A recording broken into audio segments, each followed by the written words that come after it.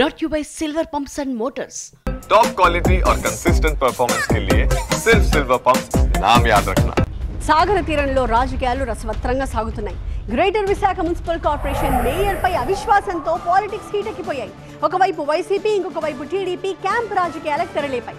TDP కార్పొరేటర్లు మలేషియాలో camp పెడితే వైసీపీ తమ కార్పొరేటర్లను గ్రూపులుగా విడగొట్టి కొలంబోకి కొందరిని, బాలి, వియత్నాంకి మరికొందరిని, కేరళకి ఇంకొందరిని తరలించింది.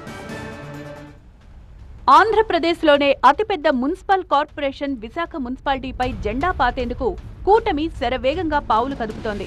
జీవీఎంసీ మేయర్పై అవిశ్వాస తీర్మానానికి కలెక్టర్కు నోటీసులు ఇవ్వడంతో ఈ నెల 19న ప్రత్యేక కౌన్సిల్ సమావేశం జరగనుంది.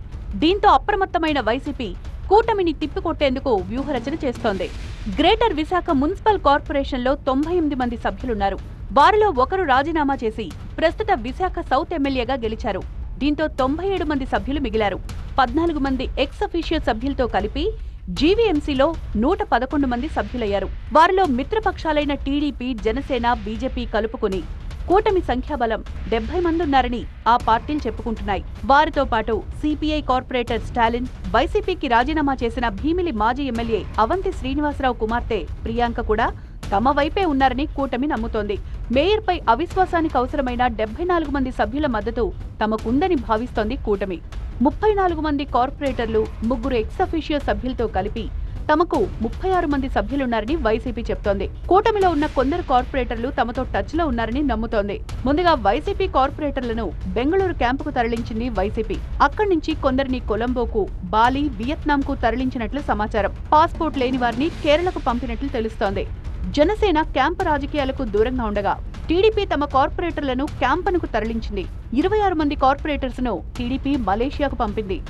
అంతా ఇప్పుడు మలేషియా వెళ్తున్నది అందరికీ తెలిసిన విషయమే. ఎందుకంటే ఒక విజయం ఆల్రెడీ ఖరారైన తర్వాత ముందుగా సంబరాలు చేసుకోవడం అనేది ఆనవాయితీ కాబట్టి ఆ సంబరాలు చేసుకునే దిశగా మేమందరం కూడా మలేషియా వెళ్ళడం జరుగుతుంది. వచ్చిన తర్వాత మేమందరం మేయర్ని గద్దెదించడం, అదేవిధంగా ఎవరైతే మా కూటమి ప్రభుత్వం తరఫు నుంచి మేయర్గా అభ్యర్థిగా ఉన్నారో పేద శ్రీనివాస గారిని మేయర్గా మేమందరం నిర్ణయించడం జరుగుతుంది. మేయర్పై అవిశ్వాసానికి సమయం దగ్గర పడుతున్న కొద్దీ కూటమి, వైసీపీ పార్టీల్లో టెన్షన్ పెరుగుతుంటే క్యాంపుల్లో ఉన్న కార్పొరేటర్లు మాత్రం ఎంజాయ్ మూడ్లో ఉన్నారు.